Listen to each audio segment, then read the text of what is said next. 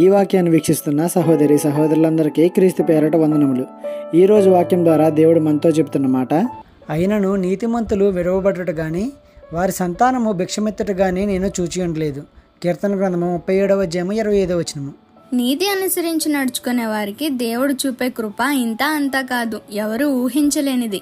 ఈ లోకం నిన్ను ఎంత బాధకు గురి చేసినా, నిన్ను గుంటలో పాడేయాలని చూసినా, నీ కుటుంబమే నిన్ను కాదన్నా, నీ నుండి నీ వారిని వేరు చేసినా, ఎంత కష్టం వచ్చినా, నష్టమే నిన్ను ఆవరించినా, నువ్వు నీతిగా నిలబడగలిగితే ఈ లోకం నిన్ను విడిచినా నీ దేవుడు నిన్ను విడువడు. నీకు తోడుగా ఉంటాడు, నీ బిడ్డలకు ఆశ్రయంగా ఉంటాడు. నీతిమంతులను విడిచిపెట్టువాడు కాదు నా దేవుడు.